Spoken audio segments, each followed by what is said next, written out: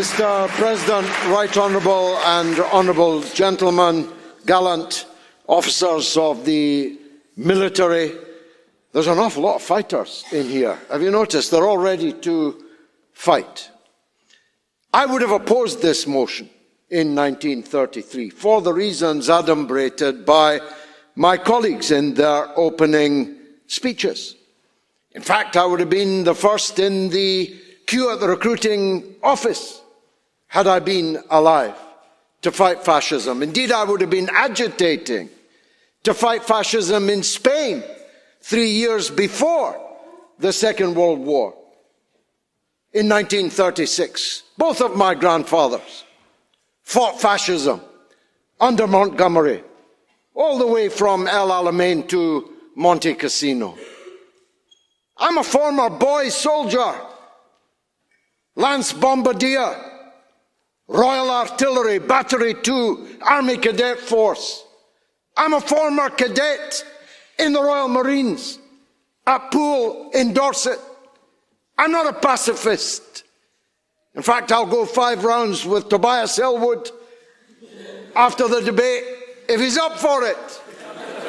And I'm twice his age.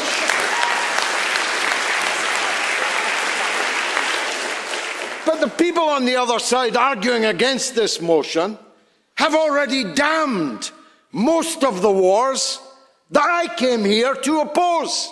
You even opposed the First World War, and the Afghan War, and the Iraq War.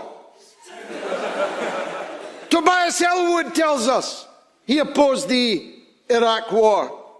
I missed that when I was leading the fight against it. But I'm delighted that nowadays you cannot find anyone who will support these wars that our politicians gave us in this 21st century. You are quite wrong, yes. With successful military interventions such as in Kosovo and Sierra Leone, do you not agree that it is possible to have successful humanitarian military interventions? No, I don't agree with the intervention in either of those cases. A better case could have been made for the Falklands. An intervention I did support. Put that in your pipe and smoke it. Because that was a direct attack on British people, British citizens. And I supported it. But the examples you give are not good ones. I'm sorry I gave way to you. I'm not going to dwell on the king. It's just as well he's got a divine right to be king, because nobody would ever have picked him, least of all his own family. On this day, in 1649, on this day, the Rump Parliament, a better parliament than we have today, passed the following motion: the office of a king in this land is unnecessary, burdensome, and dangerous to the life and liberty and public interest of the people of this nation. I wish the Parliament would pass that motion today. I'm not going to dwell on the king, for it would be an absurdity, as has been acknowledged here, that because King Charles tells you you've got to go and fight and die in a war, you're going to do it. Utterly absurd. So let's turn to country. Who is the country? What is the country? Who are you going to fight for? Rishi Sunak? You upbraided the lack of height of my colleague. Have you seen Rishi Sunak? In fact, if you put Zelensky on Sunak's shoulders, you still wouldn't even get a Napoleon. These are small men. Are you really going to give them a blank check? Yes, I'll fight for you, Rishi Sunak. You only have to roll the name. Or his predecessor, what was her name? Liz Truss. Are you telling me that if Liz Truss said you had to go to war and die, you'd do it because she was the Prime Minister? Tony Blair. Tony Blair, yes, I knew you were an idiot from the sunglasses that you are wearing. Tony Blair, anyone? Tony Blair, anyone? Who caused the death of 1 million people and counting, who cascaded fanatic Islamist extremism around the world. You called them spores. The murder cult of ISIS, Al-Qaeda, the head-chopping throat cutters, the 1 million dead Iraqis, and you want to do it all again by signing a blank check to Tobias Ellwood? He told you, did you notice the word that the caveat that he slipped in for you? There's no conscription yet, he said. Did you notice it? He was on television less than 2 weeks ago calling for martial law to be introduced in this country, in which case I saw your lips move on Sky News. I saw your lips move on Sky News.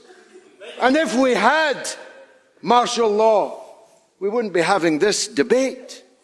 And it might not be long before you can take off your fur hat and put on a tin one and go off to fight and die on the question of whether Kupiansk is on one side of a line when it's been in 4 different countries in the last 100 years. You ready to die for that?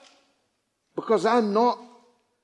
And I'm not ready, for sure, to give a blank check to politicians to command my loyalty. My loyalty is to God, to my religion. I believe in St. Thomas Aquinas' concept of the just war. I'll fight in a just war.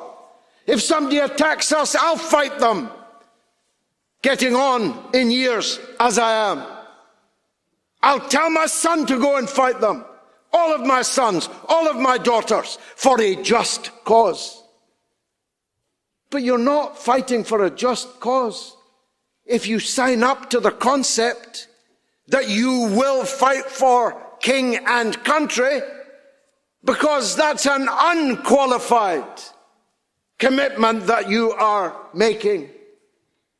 My colleague was mocked for pointing out that there are circumstances in which, what does that bell mean, by the way? Some people have spoken for 20 minutes. She pointed out there are circumstances in which we would fight. Now, I saved this last bit for little Ben Wallace, who I was told was coming here tonight. And frankly, he's the only reason I'm here and he didn't show up. You're going to fight with what? With what? You said I'd attack Tommy Atkins. I never have. I attack the donkeys that exploit the lives and limbs of the lions that they send into these wars. You will never hear me attack an individual British soldier. Far from it. I'm one of the volunteers of Jim Davidson's Care After Combat, looking after people that have been abandoned by the politicians that gaily sent them into war. Where is Tommy Atkins? He's on the streets with the homeless people. Where is Tommy Atkins? He's in the mental health hospital, damaged and abandoned by those that sent him into war.